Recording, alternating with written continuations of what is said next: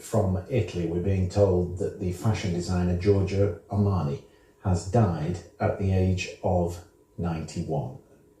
Very much an icon in the fashion industry, of course. First started designing back in the 1960s. He started as a window dresser and a sales clerk at Rinascente in Milan.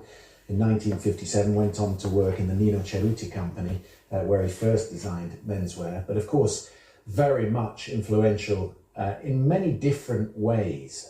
He was someone who was credited with pioneering red carpet fashion. He was the first to ban skinny models, the first to focus on body mass index of his youngest models, first to broadcast his collections on internet in January 2007, and someone who was very much a friend of the stars.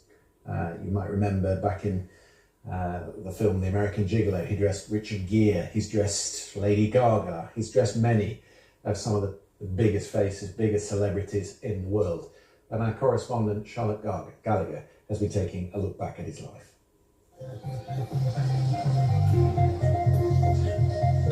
Giorgio Armani at work, a one-man global brand, combining chic design and Hollywood glamour. Armani's my best friend. No, he's my best friend. But his childhood was dominated by poverty and war. Food was scarce in 1930s Italy.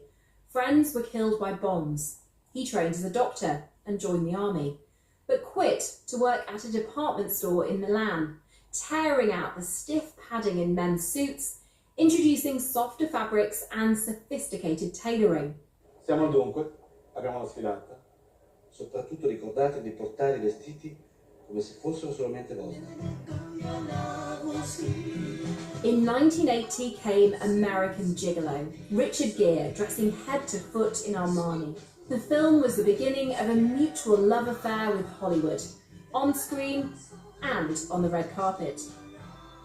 Mr. Armani designed it, and it's really tight, and it's really beautiful. I'm not, real like show-offy kind of guy, but I do want people to pay attention to him. And I think spiritually, he makes things that allow me to feel that way.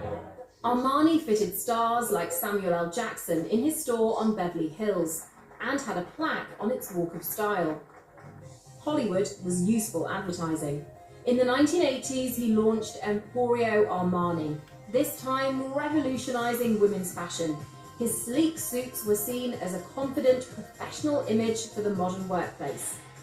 E fu allora che mi resi conto che la ricerca di un certo tipo di donna era di avere un modo di vestire a disposizione come aveva l'uomo, e cioè una giacca decostruita, non impettita, una giacca che potesse permettere di muoversi con molta disinvoltura e usarla come una seconda pelle. He branched out into jeans, sportswear, perfume and street fashion. It made him rich. But for some, exhibitions at the Guggenheim in New York and London's Royal Academy suggested that Giorgio Armani transcended the world of mere design and entered the realm of art. Giorgio Armani, who has died at the age of 91,